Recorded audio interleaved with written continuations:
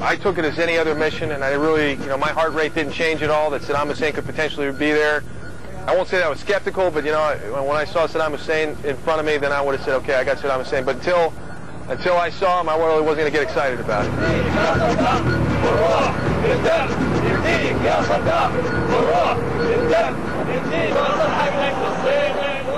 We then went down a very narrow alleyway, and we could see the mosque in the distance.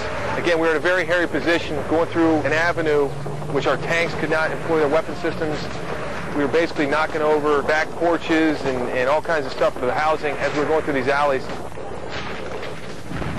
As we approached about a block or so from the mosque, the tank platoon that was attached to the company was ambushed, and Lieutenant Patrick's tank was hit with an RPG and immobilized.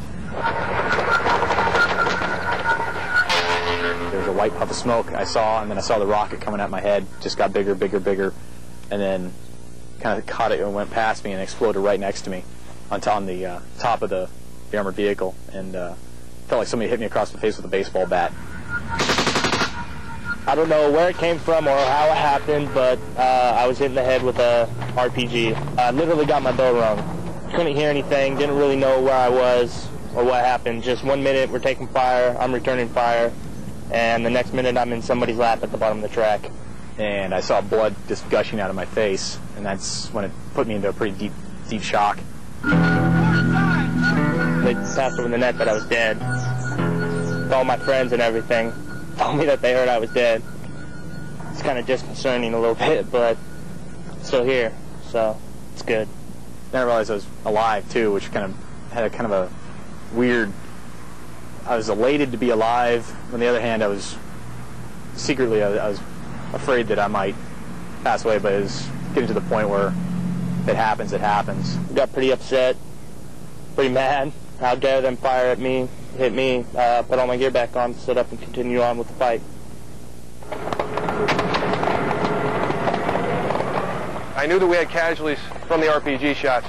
The tank was obviously immobilized. One of our tracks was immobilized with an RPG shot, and it was just a matter of how many Marines were going to come back alive when it was over. Charlie, meanwhile, approached the Ba'ath Party stronghold.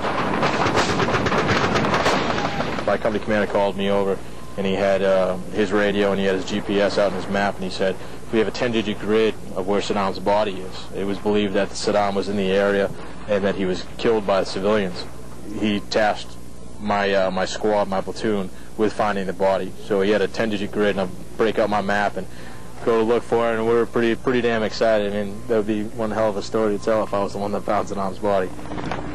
So we cleared 3 to 5 city blocks. It's tough to remember.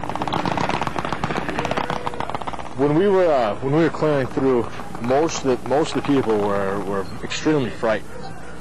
One particular house at the end, we had found a whole entire family, and it's kind of sad because the whole family came in, and they got on their knees, and there was a little girl, maybe 5 years old, and she was on her knees, and I was trying to have them stand up because I knew they were civilians, there was no threat, and I had them all in a corner anyway, and I'd say there was about 12 of them, and they were all on their knees, and I pulled out some Iraqi money, and I was pointing to Saddam's face and say, is he in this area? Have you seen him? Have you heard anything? And I told him, I said, he's dead, but we need to find his body. And as soon as I said that, everyone jumped up, and they were all yelling and all happy and screaming, and they were trying to offer us water and food, and they were just so much joy, and they were shaking our hands, and they wanted to dance with us, and we had to keep on moving, keep on searching through all these buildings. It was now late morning. Bravo was setting up the battalion's command post in the palace. Charlie was clearing the Ba'ath Party stronghold, and Alpha was involved in an intense firefight at the mosque. Now, over the radio, Bravo could hear the chaos at the mosque. Casualties began to pour in, and the battalion already had its first KIA, killed in action.